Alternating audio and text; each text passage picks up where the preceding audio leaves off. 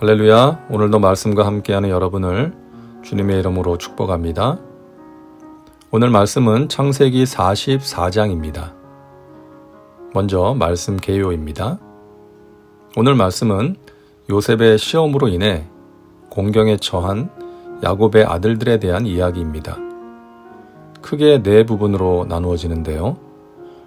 먼저 1절부터 5절은 요셉이 청지기에게 모든 형제들의 자루에 그들이 가져온 돈을, 그리고 베냐민의 자루에는 은잔도 함께 넣을 것을 지시한 내용이고, 6절부터 12절은 요셉의 청지기가 요셉의 형제들을 쫓아가서 베냐민의 자루에서 은잔을 발견한 내용입니다.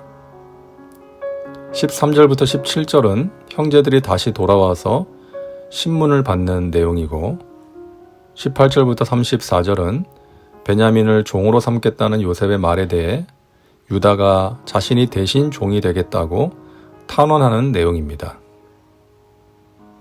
다음은 말씀 묵상입니다.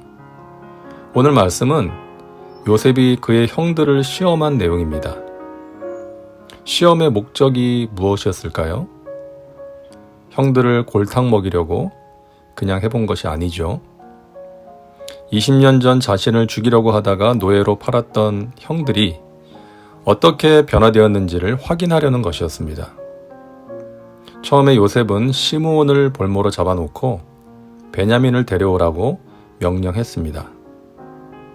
그들이 약속한 대로 베냐민을 데려온 지금 그는 또 다른 시험을 합니다. 베냐민의 자루에 은잔을 숨겨놓고 은잔을 훔친 죄를 씌워 그를 종으로 삼겠다는 것입니다. 그때 유다는 형제들을 대표해서 발언을 하는데요. 유다의 말에서 몇 가지 의미를 발견할 수 있습니다. 첫째로 16절에서 유다는 하나님이 자신들의 죄를 찾아내셨다고 말합니다. 여기서 말하는 죄는 은잔을 훔친 죄가 아니죠. 훔치지 않았으니까요. 과거에 요셉에게 행했던 죄를 말하는 것입니다. 그 죄의 결과로 자신들에게 이런 일이 생겼다고 고백하는 것입니다.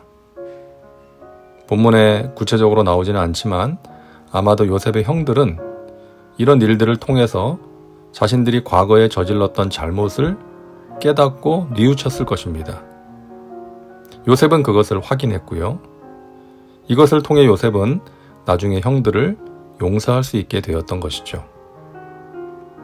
이처럼 용서는 죄의 고백과 회개를 통해 가능한 것입니다. 하나님께서는 우리의 잘못을 용서하십니다. 깨닫고 회개할 때 용서하십니다.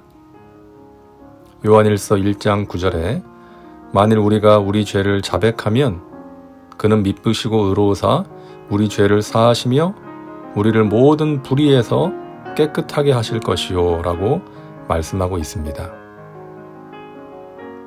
둘째, 요셉의 형들은 과거와는 달라졌습니다. 유다는 베냐민을 종으로 삼겠다는 요셉에게 간절하게 말합니다. 베냐민이 이곳에 남고 자신들만 돌아가면 아버지가 크게 절망하여 살지 못할 것이라고 말합니다. 아버지 야곱이 사랑했던 아내 라헬이 낳은 두 아들 요셉과 베냐민을 모두 잃게 되는 것이니까요. 그러니 자신이 베냐민을 대신하여 종이 되겠다고 말합니다. 과거에 요셉을 종으로 팔자고 제안했던 유다가 이제는 자신이 동생을 대신하여 종이 되겠다고 하는 것입니다. 동생과 아버지를 생각하는 마음으로 자신이 희생하겠다는 것이죠. 과거에 요셉의 형들은 동생에 대한 미움과 증오로 그를 죽이려 했고 결국 종으로 팔았습니다. 동생의 고통, 그리고 아버지가 느낄 고통과 아픔은 생각하지 않았죠. 그러나 지금은 달라진 것입니다. 요셉은 그것을 확인하고 싶었고 확인할 수 있었던 것입니다. 하나님께서는 우리가 변화되기를 원하십니다. 믿음이 자라고 성품이 좋아지기를 원하십니다. 교만한 자가 겸손해지고 자기 뜻대로 살던 자가 하나님의 뜻을 구하고 자기만을 생각하던 사람이 타인을 생각할 수 있는 사람으로 변화되기를 원하시는 것입니다. 로마서 12장 2절에 너희는 이 세대를 본받지 말고 오직 마음을 새롭게 함으로 변화를 받아 하나님의 선하시고 기뻐하시고 온전하신 뜻이 무엇인지 분별하도록 하라고 말씀합니다.